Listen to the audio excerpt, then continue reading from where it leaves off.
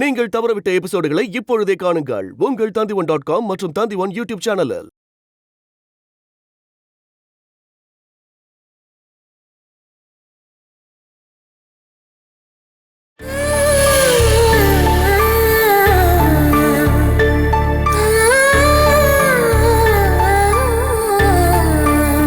என்ன சார்? எங்களுக்கு இந்த ரூமை சர்ச் பண்ணணும். எதுக்காக? லஞ்ச பணத்தை இந்த வீட்டில் ஒளிச்சு வச்சிருக்காங்கன்னு இன்ஃபர்மேஷன் கிடைச்சி தான் நாங்கள் வந்திருக்கோம் சார். அவர் சர்ச் பண்ணிட்டு வரட்டும்.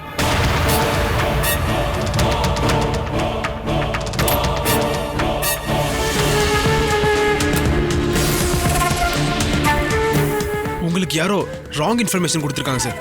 அதை செக் பண்ணதுக்கு அப்புறம் தானே சொல்ல முடியும்.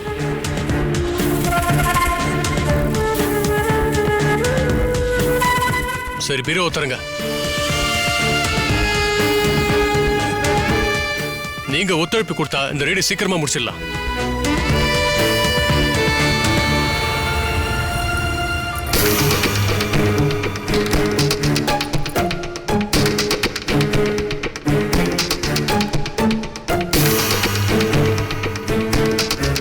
சார், மேடமோட ரூம் உட்பட இந்த ஃப்ளோர்ல எல்லா இடத்தையும் செக் பண்ணிட்டோம். அந்த பணம் இங்க இல்ல சார். அந்த 2 லட்சம் ரூபாய் எங்க? லஞ்சம் கேஸ்ல என்ன குற்றவாளி ஆக்கணும்னு யார் சார் உங்களை கட்டாயப்படுத்தினது? கேஷ் உங்ககிட்ட இருக்குன்னு தெரிஞ்சுக்கிட்டு தான் நாங்க இங்க வந்திருக்கோம்.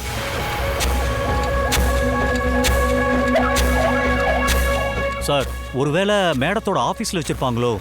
இல்ல, பெட்டிஷனர் இங்க தான் கொண்டு வந்து கொடுத்ததா தெளிவா சொல்லியிருக்காரு.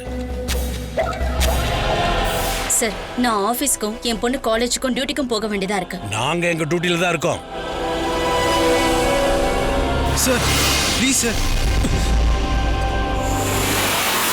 ப்ளீஸ் சார், நான் சொல்றது கொஞ்சம் கேளுங்க சார், ப்ளீஸ் சார்.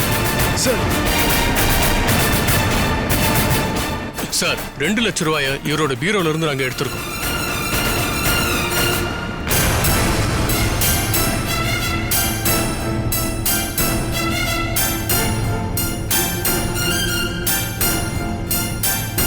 சரியான இடத்துக்கு தான் வந்திருக்கோம்னு இப்ப புரிஞ்சிருக்குமே.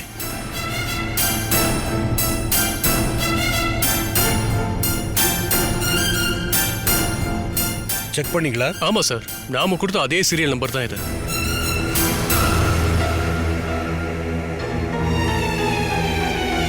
சார், இது நீங்க சொல்ற மாதிரி லஞ்ச பணம் கிடையாது. ஒரு முக்கியமான வேலைக்காக என்கிட்ட ஒருத்தர் கொடுத்து வச்சிருக்காரு. நான் சொல்றதெல்லாம் உண்மைதான் சார். அம்மா குற்றவாளியா இருக்கும்போது பையன் அதை ஏத்துக்கிறது சகஜமான ஒண்ணுதான்.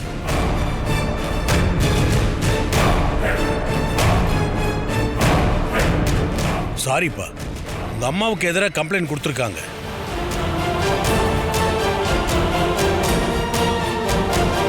அந்த தகவல் படி இவங்க தங்கி இருக்கிற இந்த வீட்டில இருந்து பணத்தை கண்டுபிடிச்சிருக்கோம். சார், இந்த பணம் என்னோட ரெஸ்பான்சிபிலிட்டி. இந்த பணம் யாரோடதுன்றது முக்கியம் இல்ல, யார் மேல கம்ப்ளைண்ட் கொடுத்தாங்களோ அவங்க வீட்ல இருந்து எடுத்தோங்கிறது முக்கியமான விஷயம்.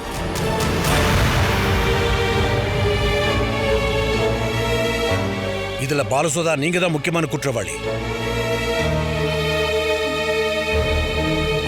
சாரி, உங்களை நாங்க கஸ்டடியில் எடுக்க போறோம்.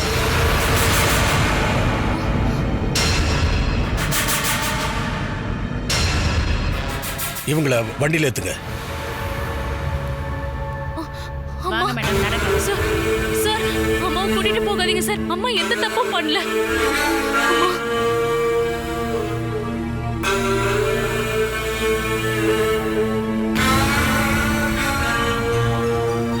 Sir, sir, please sir. அம்மாக்கும் இதுக்கும் எந்த சம்பந்தமும் கிடையாது. நான் தான் இந்த பணத்தை கொண்டு வந்தேன் சார். கோர்ட்ல கேஸ் நடக்கும்போது தான் நீ இதெல்லாம் அங்க சொல்லணும். இப்போ நாங்க எங்களோட வேலை செய்யறோம். Please sir. அம்மா,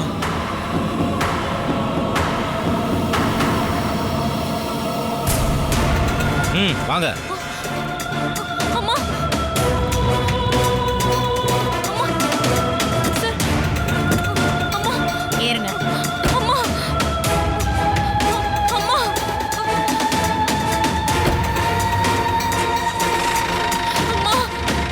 அம்மா, அம்மா.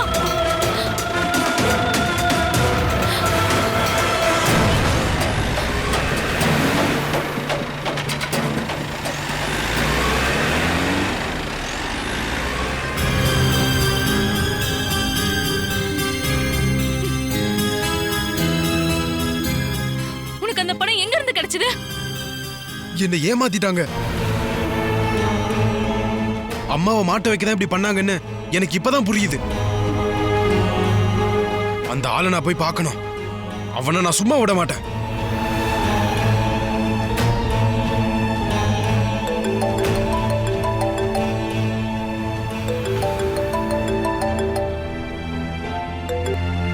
ஹலோ, சொல்லுமா. பிரீத்தி ஆண்டி லஞ்சம் வாங்குனாங்கன்னு சொல்லி அம்மாவை போலீஸ் அரெஸ்ட் பண்ணிட்டாங்க.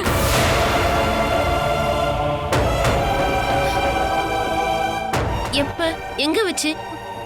வீட்ல வச்சுதான். ஷெல்ஃப்ல இருந்த 2 லட்சத்தை அவங்க கண்டுபிடிச்சிட்டாங்க. அவ்வளவு பணம் அங்க எப்படி வந்துச்சு? எனக்கு தெரியல ஆண்டி, அதுதான் எனக்கு ஒண்ணும் புரியல. பத்திரிக்கைக்கும் சேனலுக்கும் தெரியறதுக்கு முன்னாடியே அம்மாவை நம்ம கூட்டிட்டு வந்துடணும். நான் தேவையான எல்லாத்தையும் பண்றேன். ஜித்துவை நான் அங்க அனுப்பி வைக்கிறேன், நீ அங்கேயே இரு. அழாத அகிலா. என்னம்மா? லஞ்சம் வாங்கின கேஸ்ல பாலாவை அரெஸ்ட் பண்ணிட்டாங்களாம். என்கிட்ட போனை கொடுங்க. அகிலா, யார் அங்க வந்தா? ஜித்து மாமா, என்ன பண்றதுன்னு எனக்கு ஒண்ணும் தெரியல. நீ கவலைப்படாத, வந்தவங்க எல்லாம் ஆபீசர்ஸ் தான் உனக்கு நல்லா தெரியுமா? ஆன்டி கரப்ஷன் விஜிலன்ஸ் ஸ்குவாட் தான் வந்தது. அவங்க அம்மாவை கஸ்டடியில் எடுத்துட்டாங்க. சரி, நீ அழுகாத, நான் உடனே அங்க கிளம்பி வரேன்.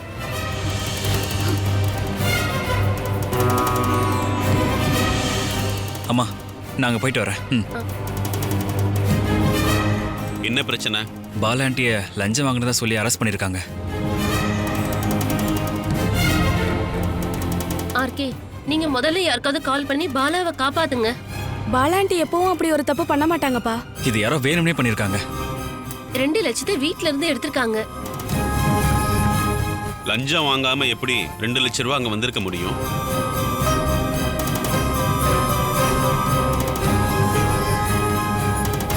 சொல்லு.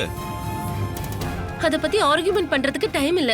மீடியாக்கு தெரியறதுக்கு முன்னாடி அவளை வெளியே கொண்டு வரணும். பிரீத்தி, பாலா வீட்டுல நடக்கிற எல்லா பிரச்சனையும் தீர்க்க வேண்டியது ஏன் வேலை கிடையாது.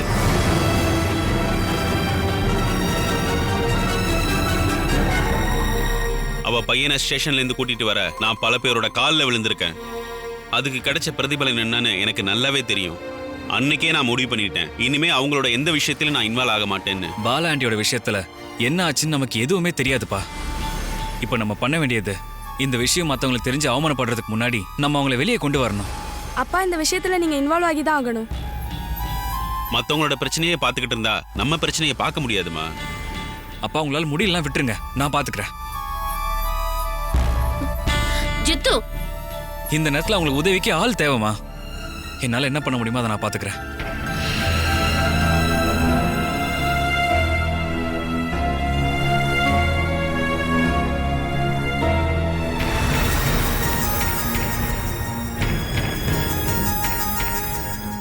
என்னங்க என்னங்க, லஞ்சம் வாங்கினதுக்காக பாலாவை அரெஸ்ட் பண்ணிட்டாங்களாம். என்ன சொன்ன? நீ என்ன சொன்ன? ஐயோ, லஞ்சம் வாங்கின கேஸ்ல பாலாவை அரெஸ்ட் பண்ணிட்டாங்களாம்.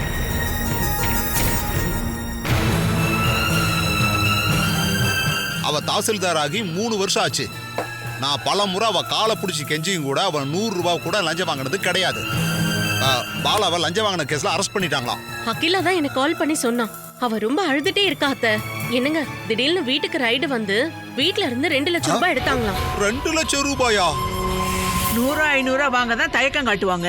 லட்சம் அப்படின்னு சொன்ன உடனே அவ மனசு ஒத்துக்குச்சு போல. பாலா எப்பவுமே அந்த மாதிரி பண்ண மாட்டா.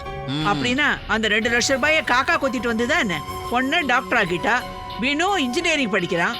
ஏகப்பட்ட பணம் செலவாகும். இதுக்கெல்லாம் கவர்மெண்ட் சம்பளம் போதுமா என்ன? லஞ்சம் தான் சரியா இருக்கும். பாலாவை யாரும் மாட்ட வச்சிருக்காங்க. யார் மாட்ட வச்சிருப்பாங்க? அந்த பணத்தை அவ தான் வாங்கியிருப்பா. கடவுளே, அவளால மறுபடியும் இந்த வீட்டுக்கு ஒரு கெட்ட பேர் வந்துடுச்சு.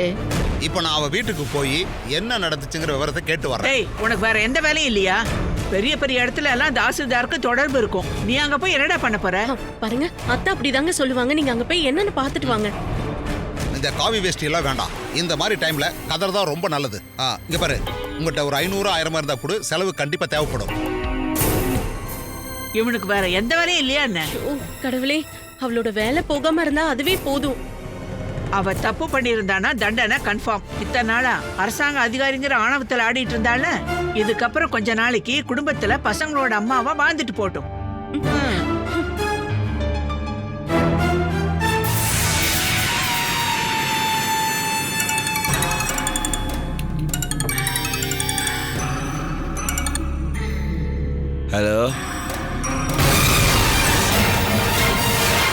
சரி, அப்புறம் கால் பண்றேன்.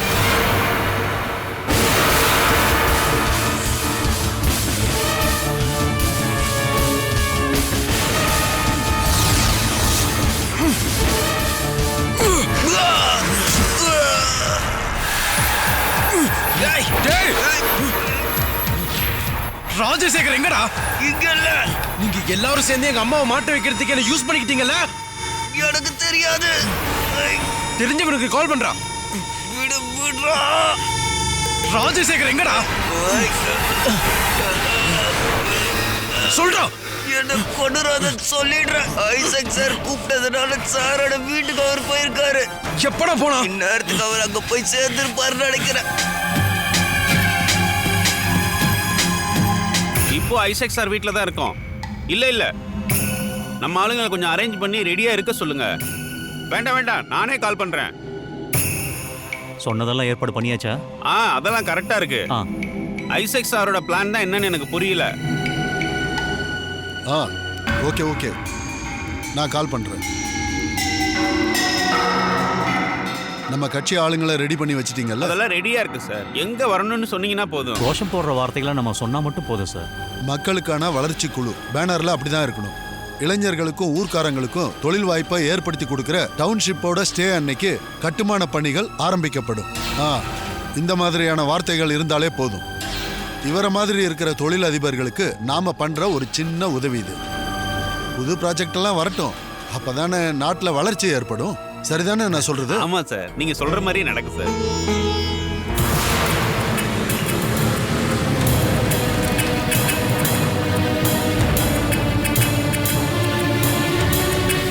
எங்க அம்மாவை மாட்ட வைக்கதான் அந்த பணத்தை என்கிட்ட கொடுத்துருக்க, அப்படிதானே?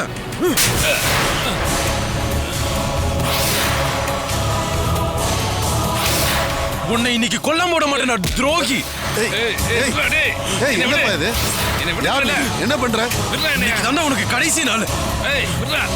என்ன பண்ணிக்கிட்டு இருக்க நீ? சொன்ன விடு.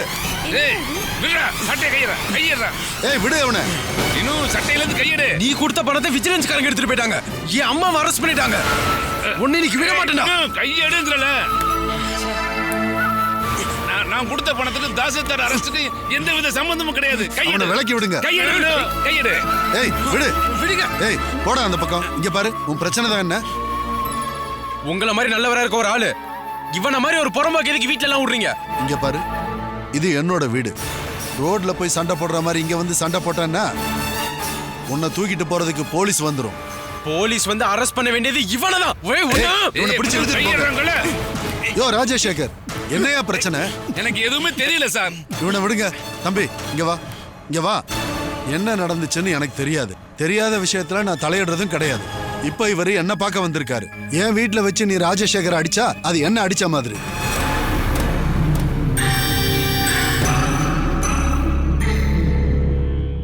ஆனா நியாயம் உன் பக்கம் இருந்தா கண்டிப்பா நான் உனக்கு தான் சப்போர்ட் பண்ணுவேன். என்னப்பா, என்ன நடந்துச்சுன்னு சொல்லு.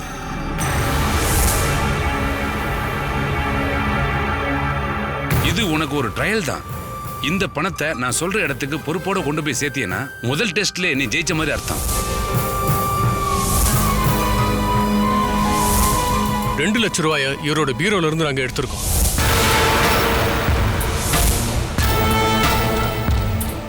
என் அம்மாவை மாட்ட வச்சு அரெஸ்ட் பண்ண வச்சது இவன் தான். வினு, இது என்ன கேஸ் நான் கொஞ்சம் விசாரிச்சு பாக்குறேன். உன் அம்மாக்கு எதிராக எந்த நடவடிக்கை எடுக்காம நான் பாத்துக்கிறேன்.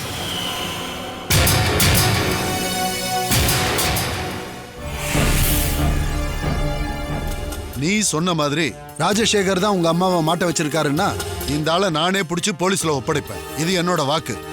இப்ப நீ கிளம்பு.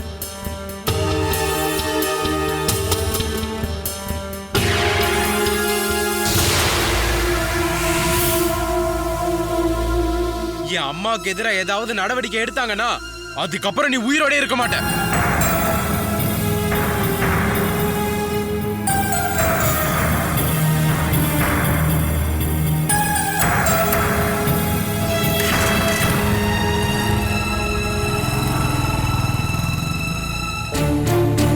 நீங்க 3 பேர் என்ன வேடிக்கை பார்த்துட்டு இருக்கீங்க? போங்க உள்ள.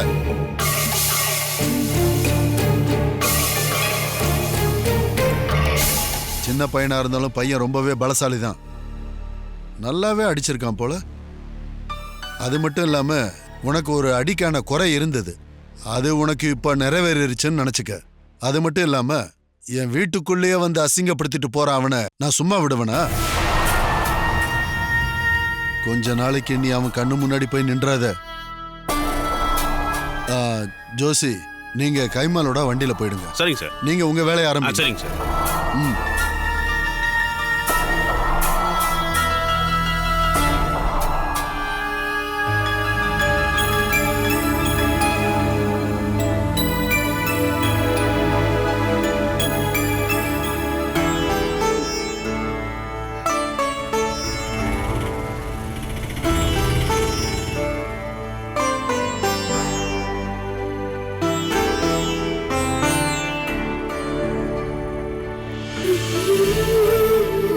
அம்மா,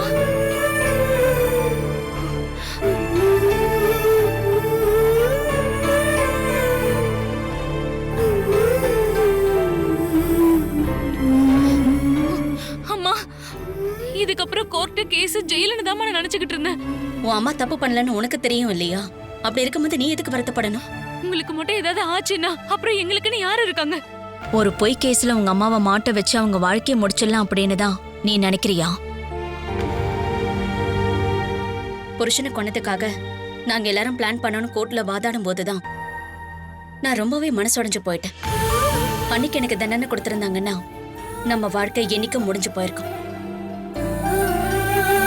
தெரிஞ்சோ இல்ல தெரியாமலையோ உன் அம்மா யாருக்கும் துரோகம் பண்ணதில்லம்மா. நமக்கு தொந்தரவு கொடுக்கணும்னு நினைச்சவங்களுக்கு கூட நான் உதவிதான் பண்ணிருக்கேன். அந்த உதவிய கடவுள் பாத்துக்கிட்டு தான் இருக்கார். நீங்க நிரபராதின்னு இங்க வந்து எல்லாரும் ஒத்துக்கிட்டாங்களாமா? அத பத்தி முடிவெடுக்க வேண்டியது விஜிலன்ஸுடைய கோர்ட்டு தான். என் வாக்குமூலம் வாங்கினதுக்கு அப்புறம் அரெஸ்ட் சாட்சியா வச்சுக்கிட்டு என்ன சொந்த ஜாமீன்ல விட்டுட்டாங்க. இதுக்கப்புறம் குற்றப்பத்திரிகையை தயார் பண்ண உடனே கேஸ் கோர்ட்டுக்கு மாறிடும். அப்படின்னா வேலை? சஸ்பென்ஷன் ஆர்டர் ஆபீஸ்க்கு மெயில்ல வந்திருக்குன்னு மெசேஜ் வந்திருக்கு. இது லஞ்சம் வாங்கின கேஸ் ஆச்சு. கேள்விகள் அதிகமா வரதுக்கு முன்னாடி மேல் அதிகாரிகளுடைய பேச்சை கேட்டு முதல்ல நடவடிக்கை, அதுக்கப்புறம் விசாரணை நடக்கட்டும்.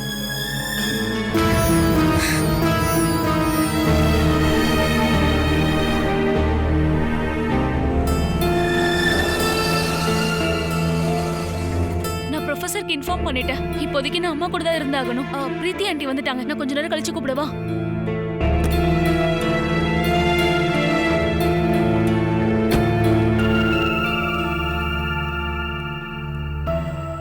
என்னால இத கொஞ்சம் கூட நம்ப முடியல அகிலா. அம்மாவை வேலையை விட்டு தூக்க வேணும்னே இதை யாரோ பிளான் பண்ணிருக்காங்க. அவங்க கண்டுபிடிச்ச அந்த 2 லட்சம் எப்படி இங்க வந்துச்சு? அது எப்படி இங்க வந்ததுன்னு தெரியல ஆண்டி. பாலா என்ன சொல்றா? விஜிலன்ஸ் ஆபீஸ்ல இருந்து திரும்ப வந்ததுக்கு அப்புறம் அம்மா ஒண்ணு மட்டும் தான் சொன்னாங்க. சஸ்பென்ஷன் ஆர்டரை மெயிலுக்கு அனுப்பியிருக்காங்களாம்.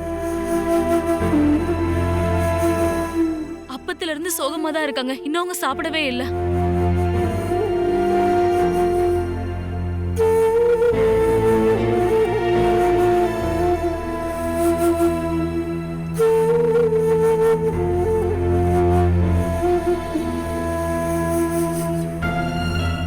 பாலா,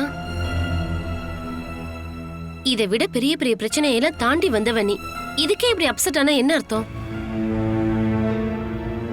உண்மையிலே என்ன நடந்துச்சுன்னு தெரிஞ்சுக்கிட்டு ஆர்கே கிட்ட பேசலாம் தான் நான் இங்க வந்தேன். யார்கிட்டயாவது பேசி கேஸ்ல இருந்து வெளியே வர முடியுமான்னு பார்க்கலாம். லஞ்சம் கேஸ்ல நான் மாட்டினது எனக்கு ஒன்றும் பெரிய விஷயம் இல்லை பிரீத்தி. எதிரி வெளியில இருக்கிற ஆளா இருந்தா நான் சகிச்சிருப்பேன். ஆனா இப்போ நான் பெத்த பையனே. என்னாச்சு Bala? வினிக்கிட்டயா?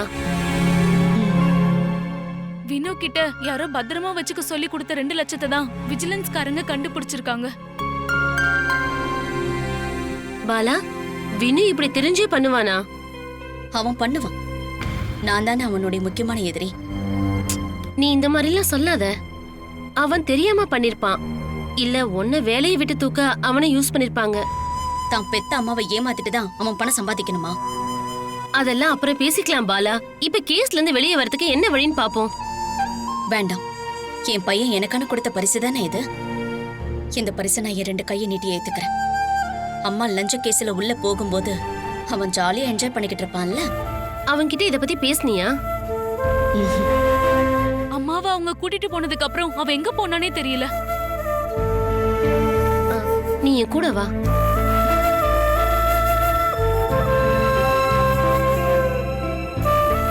Catch us on TV, Tandivan.com, Facebook and YouTube.